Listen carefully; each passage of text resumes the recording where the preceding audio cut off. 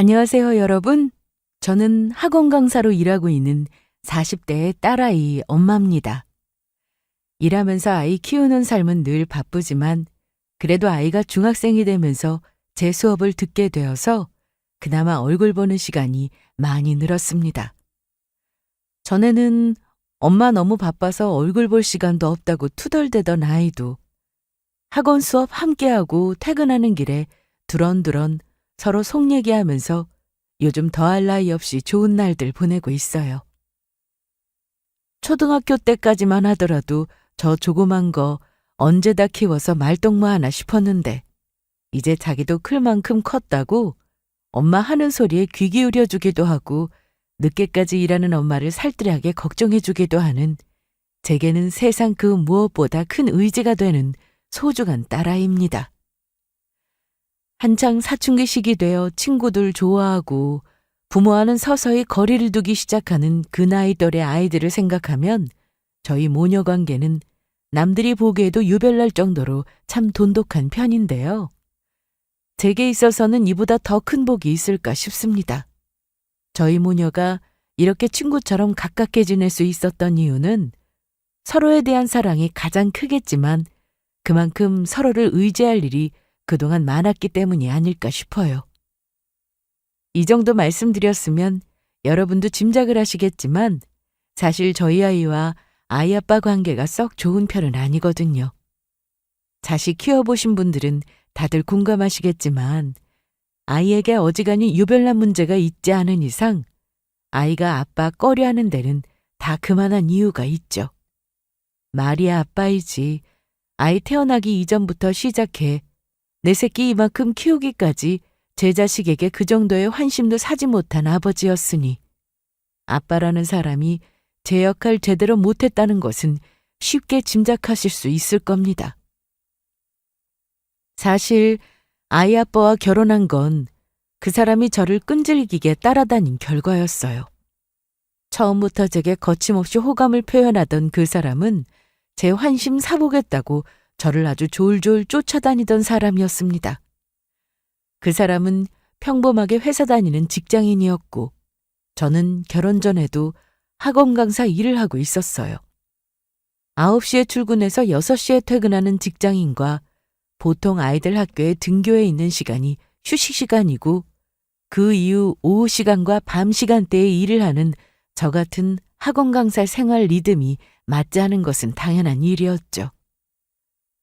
그럼에도 불구하고 졸린 눈 비벼가며 저 퇴근해서 집까지 가는 그 몇십 분 되지도 않는 시간에 제 얼굴 보겠다고 극진하게 저를 집까지 모셔다 주곤 하던 남편이었습니다. 사실 결혼 전 제게 호감을 표한 분들이 없는 건 아니었지만 그 중에서도 제게 정성 쏟기로는 1등인 남자였어요. 저도 사람인지라 뭐 대단하게 별로 볼 것도 없는 저 같은 사람 저렇게 귀하게 여기며 애지중지하는 사람에게 마음 기울지 않기란 쉽지 않은 일이었고 그렇게 팔자에도 없는 공주 대접 받아가며 그 사람과 만나기 시작해 결국 결혼에까지 이르게 된 거였습니다. 그러니 제가 결혼하고 나서 남편이라는 놈 때문에 여자 문제를 속 썩게 될 거라고 어떻게 상상이나 했겠습니까? 평범하기 그지없는 외모의 저 같은 사람 보면서도 세상에서 제일 잘난 미녀라도 보는 듯이 눈을 반짝이던 사람이었습니다. 저에 대한 애정에 넘치다 못해 사람이 좀 지나치다 싶을 정도로 감성적인 면이 많은 사람이었어요. 애정 표현도 박하지 않은 사람이었고요. 저희 친정 부모님께서는 결혼 전에 남편 소개시켜 줄 때 오히려 저렇게 눈에 꿀 떨어지는 모습으로 저 보는 걸 도리어 탐탁치 않게 생각하셨습니다. 저렇게 유난 떠는 놈치고 오래가는 놈 없는 법이다. 그때는 저도 젊을 때고 또 저한테 저렇게까지 푹 빠져서 허우적대는 남자는 저도 처음 본지라 제가 보기에 딱히 크게 잘못한 것도 없는 것 같은데 괜히 제 남편감 고깝게 보는 듯한 부모님 말씀에 불만이 컸습니다. 그게 그분 나름대로의 살아오면서 터득한 지혜이자 전곡을 찌르는 말이었음은 뒤늦게 깨닫게 되었지만 말입니다. 사실 그렇게 유난스럽게 애정 표현하는 것 외에는 사실 딱히 조건적인 면만 보았을 때는 대단하게 내세울 만한 것은 있는 사람은 아니기는 했어요. 저는 학원 강사로 일하면서 제법 수강생들에게 인기도 있는 편이었고, 다른 학원으로부터 여러 차례 스카우트 제의도 받을 정도로 나름대로 이 지역 학원계에서는 자리를 잡은 상태였습니다. 당연히 평범한 중소기업 다니고 있는 당시 남편 벌이에 거의 배는 벌고 있었어요. 아마 저희 친정 부모님 입장에서는 사위보다 훨씬 벌이 좋은 당신 딸 자식이 아깝게 느껴지실 수밖에 없으셨을 겁니다. 저도 딸아이 부모가 되고 나니 저희 친정 부모님 그때 심정이 조금이나마 이해가 가는 것 같아요. 어찌되었든 자식 이기는 부모는 없는 법이라고. 결국 저는 한 치 앞도 모르고 제 고집 피어서 그 사람과 결혼했고, 신혼 때에는 한동안 큰 사고 없이 좋게 잘 지냈습니다. 결혼하고 나서도 저는 여전히 학원 강사 일을 했고요. 당연한 일이었어요. 애초에 제 쪽에서 벌이가 훨씬 큰데 결혼한다고 일 관둘 생각 추워도 없기도 했고요. 결혼한다고 해서 경제권 놓을 생각도 없었고, 아무래도 벌이가 차이가 나다 보니 애초에 남편 외벌이만으로 평소 제가 쓰던 씀씀이 감당할 수준은 처음부터 불가능했고요. 결혼한다고 남편 덕 보면서 살 생각 같은 거 처음부터 없었으니 결혼하고도 각자 벌이는 각자 관리하면서 생활비 통장에 돈 넣어서 쓰고 그랬습니다. 뭐 시댁에서야 며느리 벌이가 당신 아들의 배가 되든 말든 어찌 되었든 아들 장가 보냈으니 며느리한테 극진한 대접받길 원하셨는지 가끔 저 볼 때마다 결혼하고 당신 아들 얼굴 살이 마른다는 둥 괜한 트집을 잡으셨으나 그런 말에 도리어 정색을 하는 남편이었습니다. 엄마 무슨 소리야. 나 결혼하고 엄마랑 살 때보다 훨씬 좋은 거 잘 먹고 사는구만. 아무래도 남편 퇴근하고 저녁에 집에 돌아올 때 저는 출근해서 학원에 있다 보니 당신 아들 저녁 제대로 못 챙겨주는 며느리라고 트집을 잡으신 모양인데 사실 남편 말이 딱히 틀리지도 않았어요. 제가 직접 제 손으로 꺼내서 저녁 차려주지 못했을 뿐이지 저도 결혼하고 나서 나름대로 내 신랑 챙겨보겠다고 값비싼 식재료 백화점에서 공수해와 남편 좋아하는 음식 준비 해놓고 나가기도 하고 일하는 여자들 사이에서 입소문을 탄 후기 좋은 업체 통해 영양소 균형 잡힌 저녁 식단 미리 구비해두기도 하는 등 그 사람 결혼 전에 먹던 것에 비하면 훨씬 상태가 좋으면 좋았지 시어머니 아들 밥상 타박 들을 정도로 남편에게 소홀하게 하지도 않았고요. 요새 결혼하고도 일하시는 여자분들이 얼마나 많아요? 그런 분들이 퇴근하고 녹초가 다 돼서 힘들게 저녁하는 것도 또 얼마나 큰일입니까? 그래서 요새는 매끼 해먹는 집보다 부부 둘 다 일하는 집에서는 이런 식으로 끼니 해결하는 젊은 부부들이 많거든요. 그러니 사실 저희 부부 상황이 그렇게 특수한 것도 아니기는 했어요.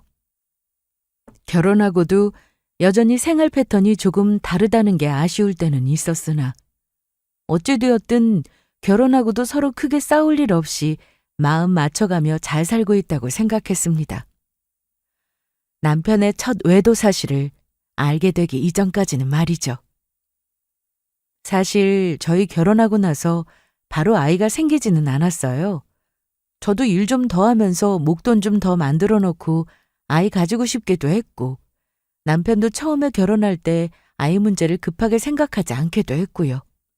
저희 딸 가진 게 저희 결혼한 지 3년 차가 넘어갈 무렵이었습니다. 학원 일이라는 게 아무래도 일을 쉬게 되면 안정성이 떨어질 수밖에 없기 때문에 최대한 아이 낳기 전까지 오래 일을 할 생각이었지만 임신이라는 게 그렇게 마음먹은 것처럼 몸이 제 마음대로 따라주는 일이 아니더라고요. 결국 5개월 조금 지나 몸이 무거워지기 시작하니 강의한다고 서서 돌아다니는 것도 다리가 퉁퉁 붓고 영 못 견디겠어서 결국 예정보다 이르게 일을 쉬게 되었습니다.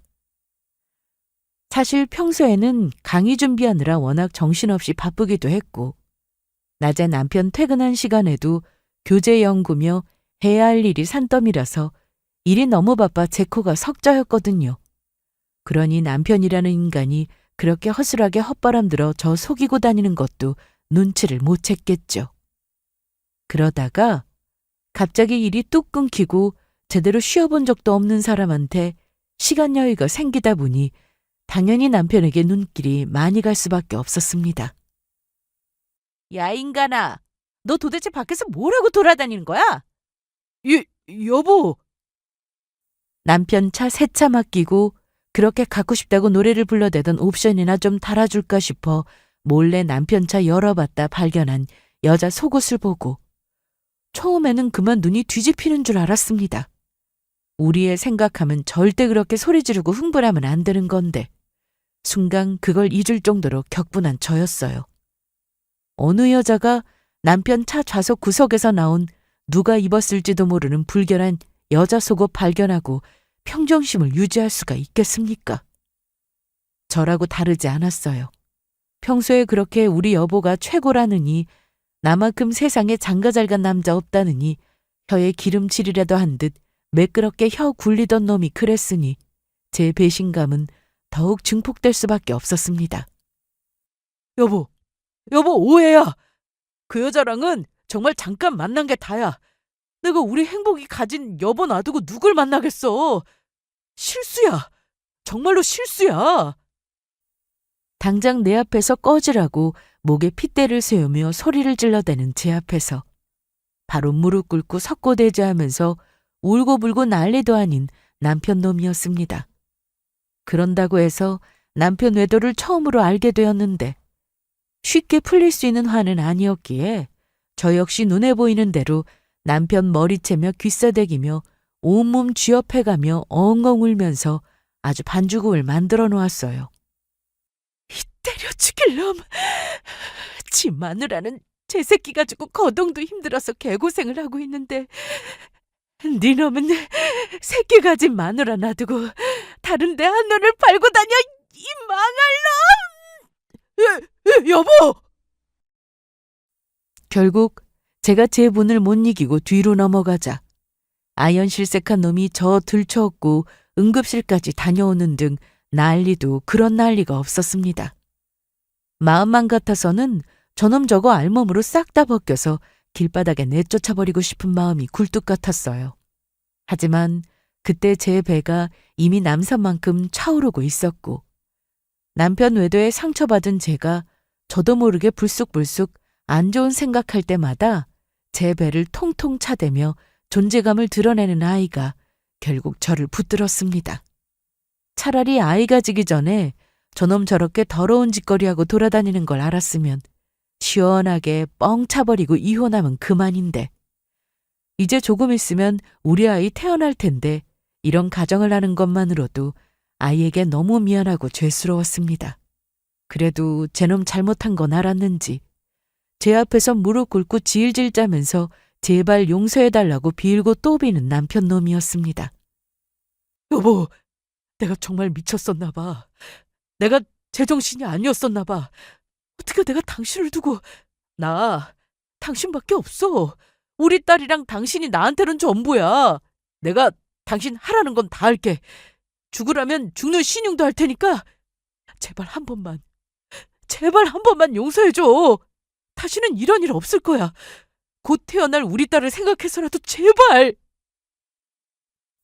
여전히 저놈 쥐어패고 싶은 생각이 굴뚝 같았으나 저도 그때는 곧 태어날 아이 생각에 심신이 지칠 대로 지쳐 있었습니다. 요새 세상에 이혼이 뭐 그리 대수라고 생각할 수도 있는 문제였지만 그래도 이제 곧 아이도 태어날 텐데 막상 그 이혼이라는 게 제 일이 되고 나니 그렇게 쉽게 결단을 내리기가 너무나 어려웠습니다. 그렇게 어리석게도 결국 저는 남편의 첫 외도를 눈 감아주게 되었어요. 너 두 번 다시 나한테 이따위 짓거리 하는 거 걸리면 너는 뼈도 못 추리고 알거지돼서 이혼당할 줄이나 알아. 그럼 앞으로는 이런 일 절대로 없어. 내가 진짜 잘할게. 내가 정말로 잘할게. 여보 고마워. 결국 곧 태어날 아이 생각에 한 번은 남편 외도를 묻기로 했지만 제가 남편을 예전과 같은 눈길로 바라보는 일은 두 번 다시 돌아오지 않았습니다. 사실 당연한 일 아니겠습니까? 남편이 아무리 제 앞에서 살살거리고 입안에 혀처럼 굴어도 저 인간이 내 앞에서 저렇게 나한테 간이고 쓸개고 다 빼주는 것처럼 굴어봤자 뒤에서 무슨 짓거리 하고 다니는지 모를 일이라고 생각하면 도저히 예전처럼 신뢰하고 마음 놓고 정을 주기가 어려웠습니다. 갈라서면 갈라섰지 한 번 덮기로 한 이상은 더 이상 그 문제에 대해서 생각해봤자 내 속만 썩어 들어갈 뿐이라는 걸 머리로는 알고 있었지만 그게 그렇게 생각한다고 해서 그대로 되는 거겠어요? 더군다나 아이 가지고 몸도 마음도 한창 힘들고 불안정할 때 세상 그 누구보다 의지가 돼야 할 남편에게 배신을 당했다는 상처가 더더욱 제 마음을 다치게 만들 수밖에 없었습니다. 참 당연한 말이었지만 남편의 외도는 단발성으로 끝나지 않았습니다.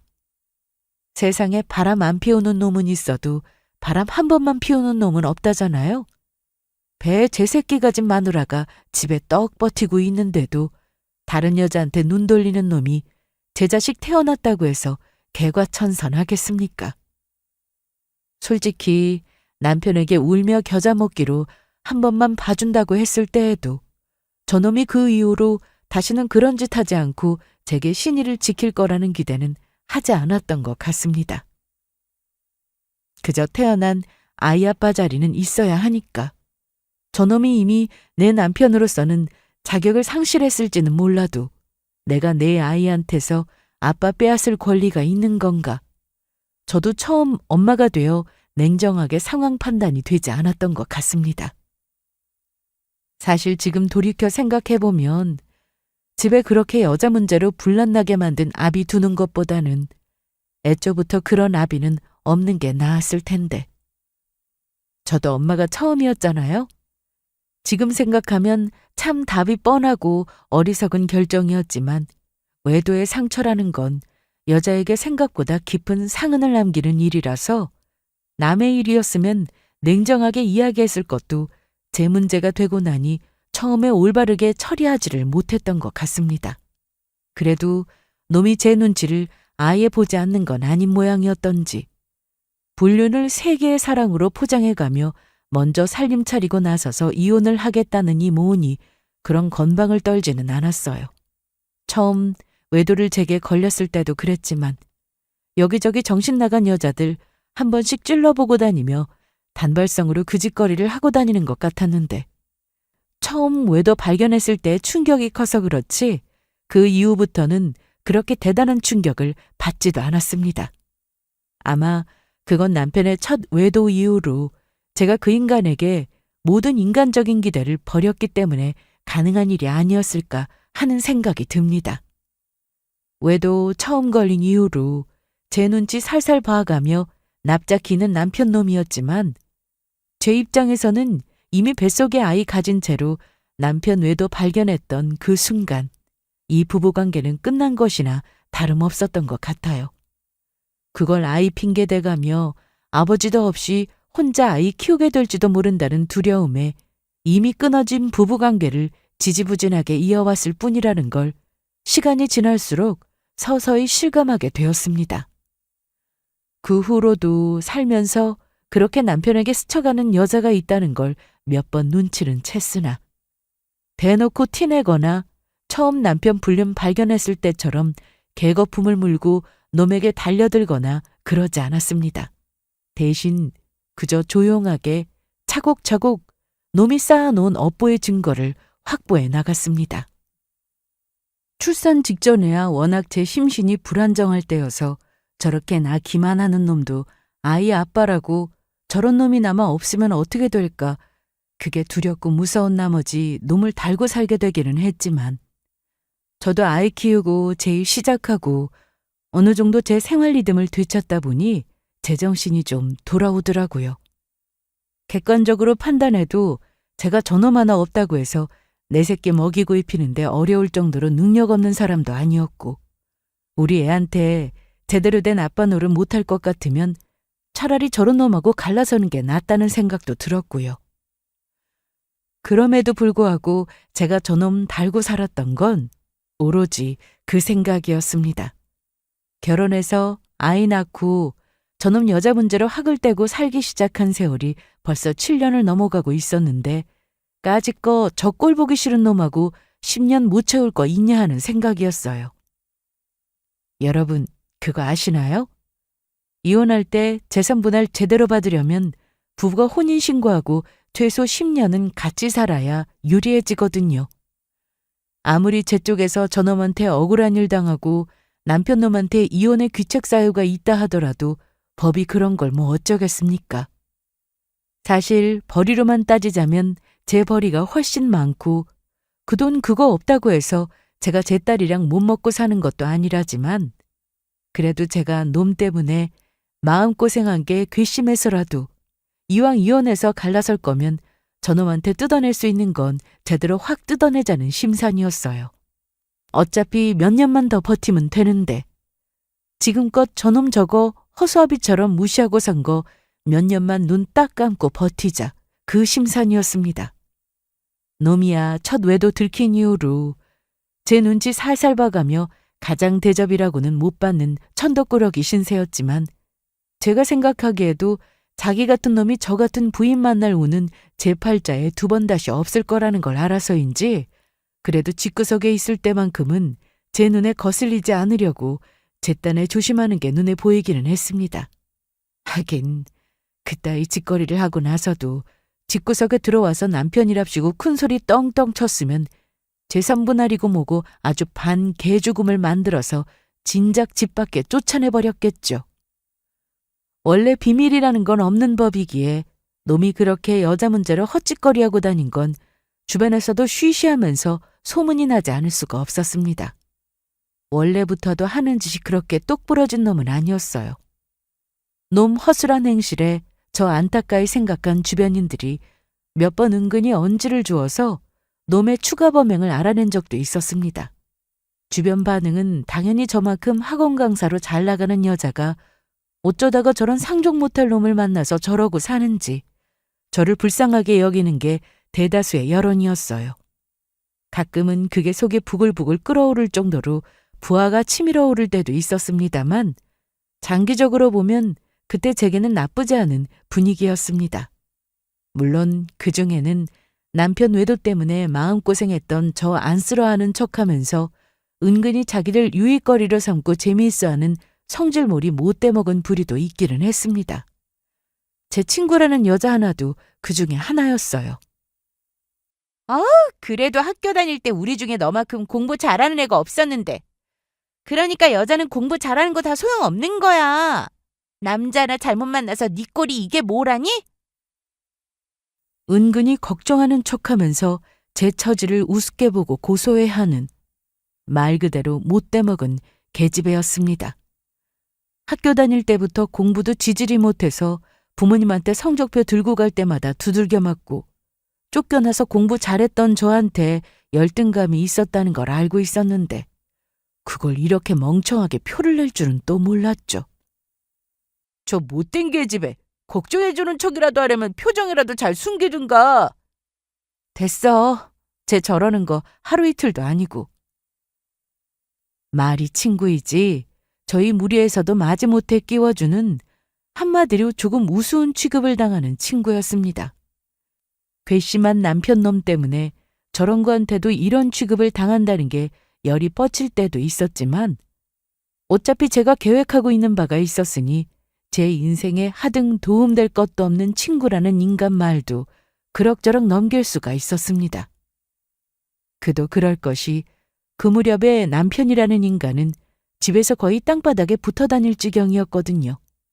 다니던 회사 일을 갑작스럽게 그만두게 되어 백수 신세가 된 지 얼마 안 된 상황이었거든요.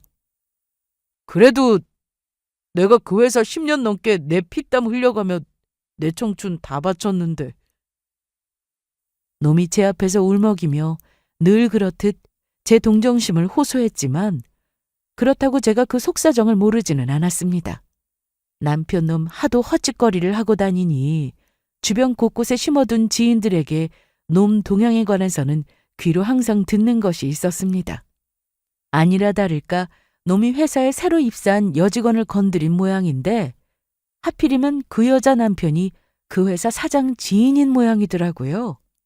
당연히 남편이라는 남자가 그 인간 때려 죽이겠다면서 아주 난리를 피우는 바람에 그 회사에서는 저 인간이 또 개짓거리하다 결국 저렇게 경을 치는구나 하고 혀를 찼다는 소식이 벌써 제 귀에 도착한 지 오래였습니다.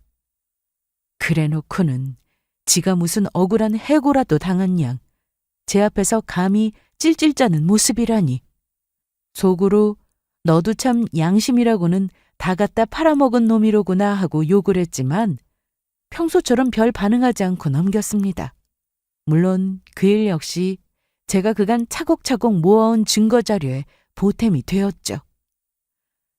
이참에 너도 엿 좀 먹어봐라 싶어서 제 일 바쁠 때 쓰던 도우미 일까지 싹 다 놈한테 맡겨버리고 놈을 아주 부엌대게 취급하면서 그간 쌓였던 스트레스를 풀어대고 있던 저였습니다. 놈이야 제가 데리고 살아주는 것만으로도 황송해야 할 지경이었으니 뭐 별 수 있나요? 울며 겨자 먹기로 팔자에도 없는 주부 노릇하며 제 비위나 맞춰야죠. 그렇게 한 몇 달 납작 엎드려 있던 놈이 하루는 신이 나서 싱글벙글해서 집으로 기어 들어왔습니다. 나 재취업했어. 당신 남편 이제 회사 사장이야. 당신 이제 사모님 소리 듣게 생겼다고. 회사 사장은커녕 구멍가게 사장을 배포도 안 되는 놈이 이게 무슨 뚱딴지 같은 소리인가 싶어 남편 하는 말을 들어보니 사정이 이러했습니다. 남편 동창 중 하나가 사업을 하고 있는데 동업하던 사람이 문제가 생겨서 갑자기 빠지게 되어 공백이 생긴 모양이더라고요. 그런데 세금 문제 때문에 당장 명의 돌리기가 어려운지 그 자리에 명의를 빌려달라는 거였는데 그걸 취업했답시고 저한테 신이 나서 자랑을 하는 거였어요.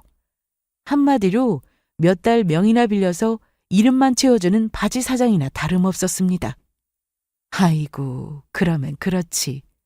놈 주제에 회사 대표가 웬 말이에요? 밑에 있는 직원들 다 굶어 죽을 일 있어요? 원래 처음은 다 이렇게 시작하는 법이잖아. 이렇게 자리 채우고 있다가 내 역량 인정받게 되면 혹시 또 알아? 나도 공동대표로 자리 잡을지? 한마디로 허황된 꿈에 눈이 멀어 제 주제 파악도 하지 못하고 있는 놈이었습니다.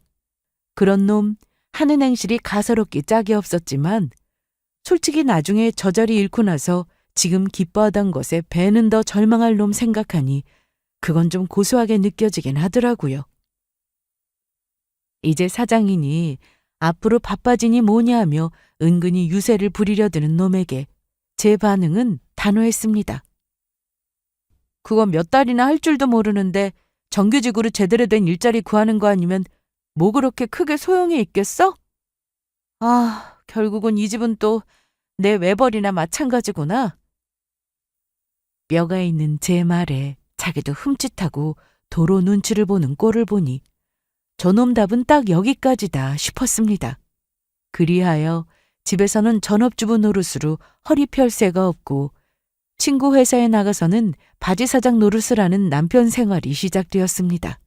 그래봤자 월급이라고 정말 자리 채우는 값 얼마간만 받는 수준이니 용돈이나 다름없는 돈 받으면서 당연히 집에서는 제 눈치 볼 수밖에 없었지만 그래도 밖에서는 사장이랍시고 어지간히 유세 떨고 다녔던 모양입니다.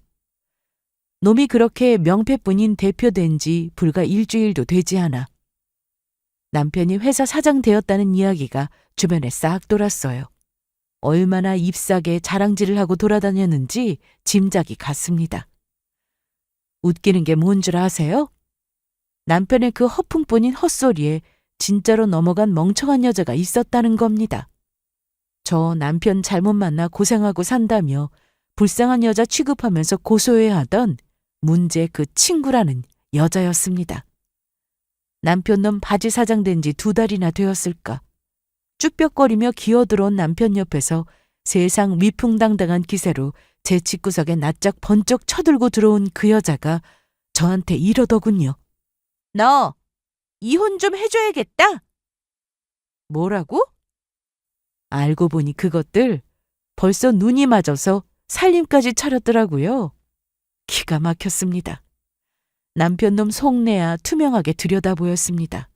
그 정신 나간 계집애가 그래도 제 부모한테서 물려받은 건 좀 있거든요.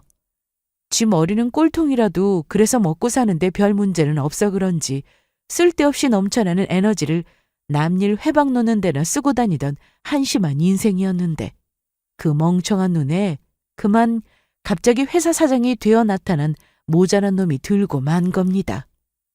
참나.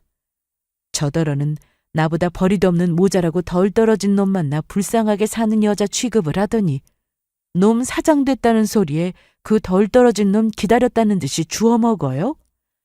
있는 거 쥐뿔도 없으면서 허영심한 끝까지 차오른 남편 놈이 지 바지 사장이라는 이야기를 했을 리가 만무하고 놈도 이게 기회다 싶었겠죠. 저한테 외도 걸린 이후로 집에서 제 신세가 집안 붙박이장만도 못한 취급인데 그래도 지가 생각하기에 제 주제에 저 같은 여자 절대 못 만날 걸 알고 있으니 바닥에 납작 끼어 성질 죽이고 살다가 웬 눈먼 여자 하나가 회사 대표되었다는 소리에 반색을 하고 달려드니 아, 이 여자가 내 새로운 동아줄이다 싶어 갈아탄 겁니다. 애초부터 제 마늘에 대한 의리도 없고 신의도 없는 놈이니 솔직히 놀랍지도 않았어요. 그동안 제 앞에서 납작 기며 주눅 들어 산 세월이 있어 제 눈치를 보면서도 새로운 물주 잡았다고 은근히 낯빛이 훤해진 꼴의 남편 놈을 보니 그만 어이가 없어졌습니다. 사람 마음이 뭐 맘대로 되는 것도 아니고 결국 이렇게 되는데 뭘 어쩌겠어? 너도 그동안 이 사람한테 맘 뜬 지 오래였잖아. 서로 사는 것 같지도 않게 사는 것보다는 각자 갈 길 가는 게 낫지 않겠어? 뚫린 주둥이라고 신나서 나불대는 저 상간녀 낯짝을 한 대 갈겨줄까 싶다가 생각해보니 이것도 나쁘지 않겠다 싶더라고요. 어차피 그 인고의 10년 결혼 생활을 막 채운 참이었습니다. 저놈 저거 바지 사장 내려오고 가장 신세 처량해졌을 때 버리자고 마음먹고 있었는데 자기가 나서서 이렇게 커다란 이혼 사유를 제공해주다니 그동안 자잘하게 바람은 피웠어도 저랑 갈라서지도 않고 살림까지 차린 건 처음이었습니다. 둘 다 경솔하기 짝이 없으니 저 둘 지금 같이 사는 걸 아무도 모르지는 않을 테고 그럼 저야 이혼에 훨씬 유리하죠.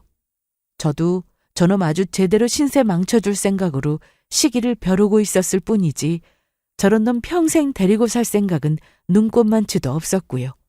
게다가 두 년놈이 서로 쿵짝이 맞아 눈깔이 돌아서 설쳐대는 꼬라지까지 너그럽게 봐줄 생각은 추워도 없었습니다. 너 지금 나한테 그렇게 큰 소리 칠 입장이 못 될 텐데? 저 인간은 어차피 유책 배우자라서 나한테 이혼 소송 못 걸어. 내가 저 인간 그냥 품고 산다고 하면 어쩌려고 이 건방을 떨어? 뭐야? 그러니까 내 앞에서 건방 떨 생각하지 말고 꿇어 이 기집애야. 이 상황에서 누가 뭐래도 갑은 저였습니다. 그동안 열등감에 찌들어 있던 제 앞에서 속 긁을 생각에 신이 나서 달려온 못돼 먹은 게 새파랗게 안색 질리는 꼴이 보기 좋더군요. 결국 그 둘 제 앞에서 무릎 꿇리고 일장 설교 늘어놓으며 제 할 말 다 하고 뜯어낼 거 다 뜯어냈습니다. 너 행실 똑바로 하는 게 좋을 거야. 감히 가족 있는 남자 가로챈 주제. 그러면 일이 네 뜻대로 쉽게 돌아갈 줄 알았어? 그 자리에서 이혼의 조건으로 우리 딸 관련한 권리 한 톨도 남김없이 깔끔하게 싹 다 포기하는 것과 재산 분할 위자료 거기다가 이혼에 동의하는 명목으로 그 못돼 처먹은 계집애한테 합의금까지 거액을 뜯어내는 데 성공했습니다. 너 이거 어물쩍 넘어갈 생각 말고 변호사 대동해서 공증까지 싹 받고 입금부터 해. 그전에는 내가 이혼 서류에 도장 찍어줄 일 절대 없으니까. 알아먹어?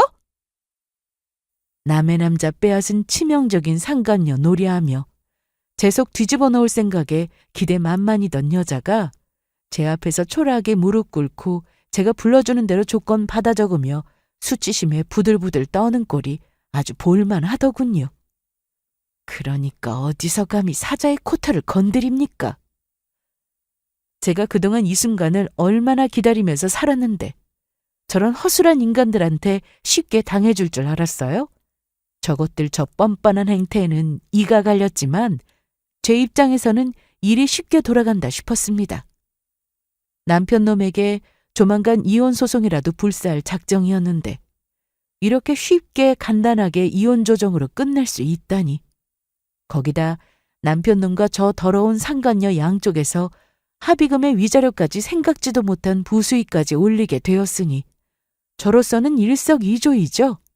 물론 그 돈 쥐뿔도 없는 바지 사장인 남편 놈한테 나올 것이고 결국은 저 멍청한 계집아한테서 다 나오게 되겠지만 뭐 그게 제 알바인가요? 그렇게 생각하니 저 모자란 놈 이렇게 쉽게 치워준 상간녀에게 고맙다고 절이라도 하고 싶은 판이더라고요. 물론 그렇게 뜯어낼 거 다 뜯어내고 입금 확인한 다음에 그 친구라고 부르기도 치떨리는 더러운 계집애한테는 상간녀 소송을 걸었습니다. 너 이게 뭐야? 약속이 틀리잖아. 틀리긴 뭐가 틀려? 내가 군말 없이 이혼해주겠다고 했지 너한테 상간녀 소송 안 건다고 합의해준 건 아니잖니? 멍청한 계집애가 합의 섰을 때는 제대로 챙기지도 못한 주제. 열이 올라서 바락바락 소리를 지르는 데다 대고 또 약을 한껏 올려줬어요. 저도 그동안 당하고 살아온 세월이 있는데 이왕 하는 이혼 제 한풀이는 제대로 해야 하지 않겠어요? 이렇게 워낙 순식간에 생각지도 못하게 번갯불에 콩 구워 먹듯 이혼을 하게 되니 제 가족들과 절친한 지인들만 알았지 이혼 소식이 많이 퍼지지도 않았습니다. 그러니까 내 남편 애 가졌다는 여자가 저놈 새 소유주가 된 상간녀가 아니라 본처인 제 앞에 눈물을 머금고 찾아온 게 아니겠어요? 사모님, 이제 곧 애도 태어날 텐데 사모님도 자식 있는 엄마시잖아요. 제발 사장님하고 이혼해주세요. 뒤늦게 나타나서는 뒷북치면서 웬 뚱딴지 같은 소리를 하고 있는 젊은 계집애 보면서 또 어리 빠진 저였습니다. 아무것도 아닌 놈한테 속아서 헛짓거리하는 여자가 또 있다니. 부른 배 쥐고 제 앞에서 눈물 떨구며 신발을 찢고 있는 여자는 저도 모르는 얼굴이 아니었습니다. 남편이 바지 사장으로 일하고 있는 회사 비서였거든요. 사모님, 이혼 좀 해주세요. 쌍팔년도에나 나올 법한 대사를 치고 있는 또 다른 상간녀 보고 어이가 없다 못해 이젠 웃음이 나올 지경이었습니다. 참나, 너도 참 신세 딱하게 됐구나. 그런데 너 번지수 잘못 찾아왔다 얘. 그걸 왜 나한테 이혼해달라느니 마느니 해? 그 인간 다른 임자 찾아 나간 지 오래인데? 그렇게 요유히 전화기를 들어 그 문제에 카사노바 놈과 살림 차리고 있는 상간녀 1번에게 전화를 걸었습니다. 여기 네 남자 애 가졌다는 여자가 날더러 이혼 좀 해달라고 하는데 너 이거 알고 그 인간이랑 같이 사는 거니? 뭐? 그게 무슨 소리야 너? 원래 첩이 첩골 못 본다지 않습니까? 벼랑간 청천명력 같은 소식을 때려맞은 상간녀 절규가 전화기를 타고 흘러나왔어요. 그 뒤는 아주 제 눈앞에서 실시간으로 펼쳐지는 막장 드라마의 향연이었습니다. 눈 뒤집혀서 제 집 쫓아온 상간녀는 아주 첩년 때려잡겠다고 눈깔에 노기가 등등했습니다. 이 재미있는 구경에 당사자가 빠질 수 없으니 곧장 전남편 놈한테까지 이 즐거운 소식을 전한 참이라 두 년놈이 거의 동시에 내 집에 들어서는데 그게 또 그렇게 재미가 꿀맛이더라고요. 뭐야? 너 뭐야? 너 진짜 뱃속에 그 애 진짜 저 남자애야? 그러는 당신은 또 누군데요? 우리 애 아빠랑 무슨 관계예요? 저기 그러니까 이게 너 지금 이게 무슨 상황이야? 너 정말로 나 만나면서도 저 어린 년도 같이 만난 거야? 저거 임신시켜놓고 나랑 같이 살자고 한 거였어? 내가 너한테 어떻게 했는데? 너 이혼시켜달라고 해서 위자료에 합의금까지 내가 다 해줬는데 이 죽일 놈아! 네가 나한테 어떻게 이럴 수가 있어? 사장님 아니죠? 저밖에 없다고. 이혼 문제만 해결되면 저랑 결혼해서 우리 아이 호적에 꼭 올려준다고 저랑 약속하셨잖아요. 어떻게 다른 여자가 또 있을 수가 있어요? 아니죠, 사장님? 그게 누가 보면 뭐 대단한 재벌 2세라도 사이에 끼고 서로 갖겠다고 경쟁이라도 하는 줄 알겠어요. 저놈 저거 개털인 거 저보다 더 잘하는 사람이 없는데 저는 더러워서 더는 안 갖겠다고 갖다 버린 놈을 서로 갖겠다고 주워가려고 눈 시뻘게 져서 악다구니를 쓰는 두 여자를 보니 코미디도 이런 코미디가 또 없더라고요. 니들 왜 죄다 내 집에 몰려와서 그러고 있니? 그런데 니들 저놈 저거 바지 사장인 건 알고 서로 갖겠다고 난리치는 거야? 그게 무슨 소리야? 바지 사장이라니? 아이고, 그래도 넌 저놈하고 살림까지 차리고 산다는 게 몇 달 있으면 저놈 저거 실직자 신세 되는 줄도 모르고 같이 살았다니? 그게 무슨 소리예요? 사장님이 왜 회사를 그만둬요? 너도 참 가지가지한다. 몇 달만 있으면 들통날 거짓말을 하늘 무서운 줄도 모르니? 여보. 누가 네 여보야? 쥐뿔 돈도 한 푼 없는 능력 없는 놈. 치마만 두르면 눈이 시뻘개져서 침 질질 흘리는 개새끼 내다버린 지가 언제인데 내가 길바닥에 갖다 버린 놈 서로 주워 먹겠다고 침 질질 흘리는 멍청한 여자 꼴 보는 재미는 쏠쏠하다만. 그게 정말이야? 네가 그 회사 사장이라며? 너 처음부터 바지 사장이면서 나 속인 거였어? 어? 사장님, 뭐라고 말 좀 해보세요. 우리 아기 어떡해요? 당장 출산 얼마 안 남았는데 우리 아기 어떡하라고? 처음에는 어떻게든 이 상황 부정해보겠다며 발광을 하던 두 여자가 변명 한마디 못하는 사기꾼 놈 꼴을 보더니 기어이 이성을 잃고 놈에게 달려들었습니다. 야, 이 미친놈아! 내가 니놈 때문에 무슨 꼴을 당하고 사는데 친구 남편 뺏었다면서 상종 못할 인간 취급받아가면 니놈 받아줬더니 뭐? 바지 사장? 내가 내 놈 개뿔도 없는 놈인 줄 알았으면 처음부터 니놈을 왜 만나? 야, 이거 안 나? 지가 먼저 들러붙어서 꼬리칠 땐 언제고 이제 와서 억울한 척을 하고 있어? 너도 똑같이 놀아란 주제. 야! 너 이제 와서 이러면 나는 어떡하라고? 우리 애기 어떡하라고? 그러니까 내가 애 지우자고 할 때 지웠으면 될 일이었잖아. 콩고물 좀 떨어질까 싶어 순진한 척하면서 애 안 지우고 있었던 거 내가 모를 것 같아? 그래봤자 유부남한테 꼬리치는 주제. 난 몰라. 모른다고. 이게 진짜 미쳤나? 안 돼, 물어내! 내 인생 물어내라고! 아주 두 여자가 환장을 해서는 남자 하나를 맨손으로 두들겨 패는데 살면서 이런 꼴을 다 보게 될 줄 누가 알았겠어요?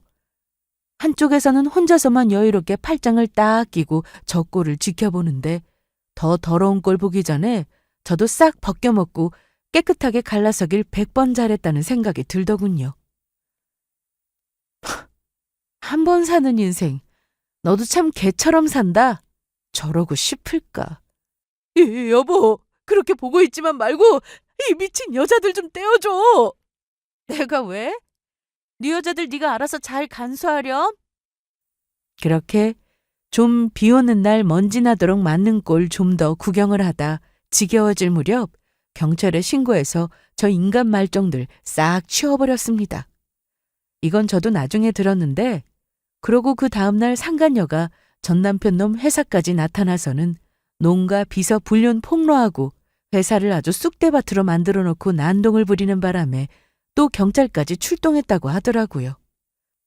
쥐뿔도 없는 놈 이혼시키겠다고 한 재산 제대로 뜯어먹힌 건 이미 벌어진 일이었으니 회사에서라도 농가 첫 망신이란 망신은 다 주겠다고 딴에는 벼르고 별로 한 일이었겠죠.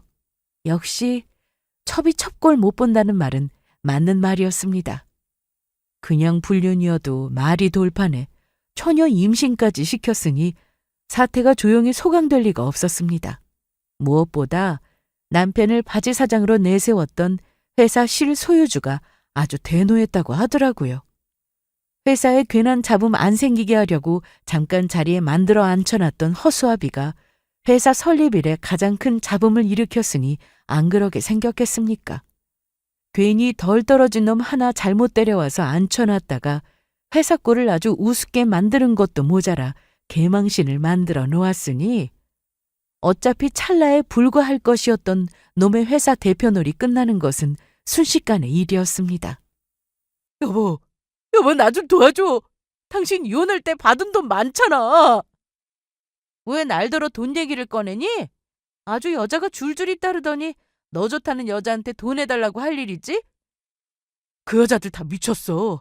내가 뭐 그렇게 대단한 거짓말을 했다고 나만 보면 가만 안 두겠다고 제 돈 뱉어내라고 난리고 내가 돈 억지로 뺏었어? 쥐가 좋다고 해주겠다고 할 때는 언제고.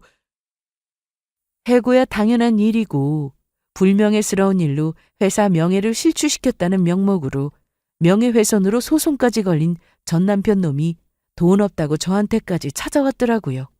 그날 그 대단한 생쇼 보여줄 때는 저것들 관계가 모조리 파탄 날 거야 당연히 예상하고 있었지만 서로 저 인간 네가 가져가라며 떠넘기고 있는 상간녀 1번과 2번의 실랑이를 떠올리니 그 꼴이 웃겨 웃음이 픽 났습니다. 그 여자들 정신머리 나간 것과는 별개로 그 모든 사달의 원인 제공자인 주제에 상간녀들에게 원한이라도 품은 듯한 놈꼴은 덤이었고요. 너같이 덜 떨어진 놈하고 무려 10년을 억지로 참고 살아준 대가인데 내가 미쳤다고 그걸 너한테 줘? 돈이 없으면 어디 가서 장기라도 팔든지. 나한테까지 뺨 맞고 싶지 않으면 뻔뻔하게 다시 여기 기어올 생각 말고 네가 싼 통 네가 치워. 그렇게 마지막으로 놈꼴 한껏 비웃어준 이후로 두 번 다시 놈 보는 일은 없었습니다. 이혼할 때 놈과 상간녀 싹 털어먹은 전적이 있으니 제가 한다면 한다는 건 놈도 알고 있었겠죠? 그렇게 이 믿기지 않는 총극이 끝났어요. 그 후로 저는 추가로 그 푸른 배 쥐고 등장한 상간녀 2번이자 회사 비서한테도 상간녀 소송 걸어서 받을 거 받아냈어요. 지금이야 갈라섰어도 애는 저랑 살 때 만들었으니 당연한 것 아니겠습니까? 아무리 제가 갖다 버린 놈이라고 하더라도 남의 것 탐낸 벌은 마땅히 받아야죠. 지금은 놈 어디서 뭐하고 사는지도 몰라요. 지도 수치심을 하면 형편없는 제 꼴 보이기는 싫었겠죠. 덕분에 더는 속 시끄러울 일 없이 저는 제 일 잘하면서 딸이랑 알콩달콩 재미나게 잘 살고 있습니다. 오늘 제 이야기 여기까지예요. 앞으로도 딸하고 서로 친구처럼 사이좋게 잘 지낼게요. 이야기 들어주셔서 감사합니다.